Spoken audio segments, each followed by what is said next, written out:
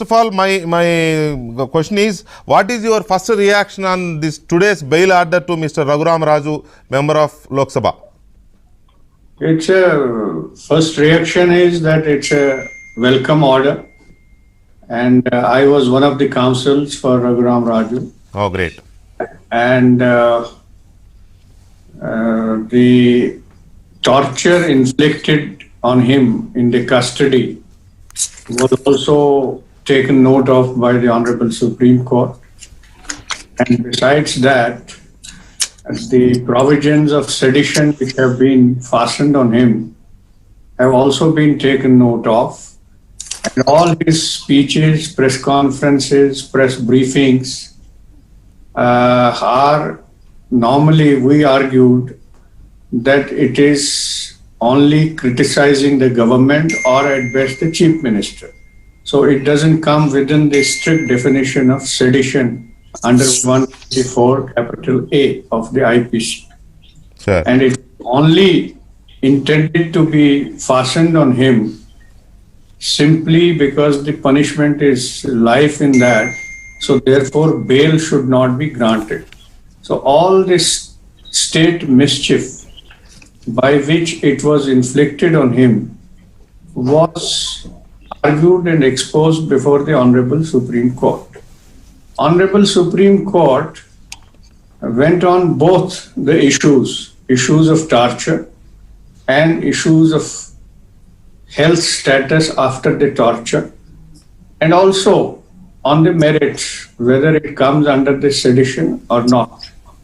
And rest of the sections, 353A, those are the sections in which maximum punishment is 7 years, less than 7 years. So therefore it becomes, under the Supreme Court rulings, it becomes automatically bailable. So the only non-bailable offense was 124A, which is sedition. And having made good that from 53 onwards, there is a Constitution Bench judgment which says that how this sedition has to be looked into by the judiciary and by judicial adjudication. Until there are the violent means to be used for a rebellion or for dislodging a lawfully elected government, or you create such a hatred between the communities within the state, which will rise in revolt, either armed rebellion or non-armed rebellion, which has the tendency of taking the state to a rampage. Yeah. So therefore, none of his speeches, none of his press conference, none of his press briefings, and none of his pronouncements as a rebel of the ruling party, we brought to the notice of the Honorable Court that it doesn't come within the bracket, within the ambit of that definition at all. So therefore, the State Council also took a lot of pains to explain, but that was not found valid argument, and that was rejected. Yeah. And our pleas were accepted on both counts. On the medical board, the report of the Army hospital, which said that there is a fracture in the foot, and this fracture has, our pleading was that it has happened only in the custody of police when he was picked up and arrested, and then he was within their custody. These injuries are inflicted by way of a custodial torture to him. And the medical opinion also endorsed that viewpoint. So therefore, on both counts, on merit and on the medical ground, the petitioner Raghuram Raju MP was set free on bail today on the normal conditions.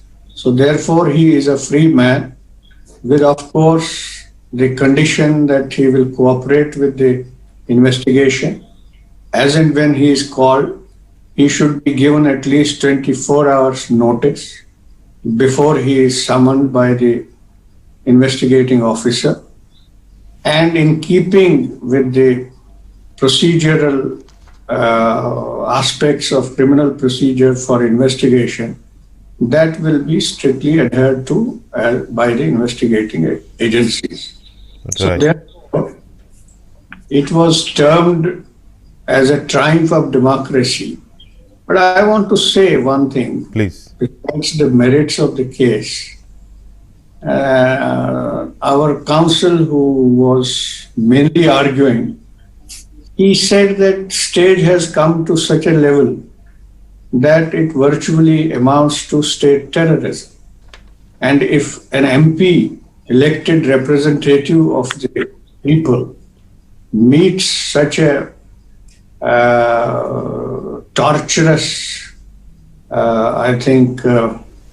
meets such torturous acts within the custody of the police and within the custody of CID, those whosoever have inflicted that torture on that, they have to be accountable.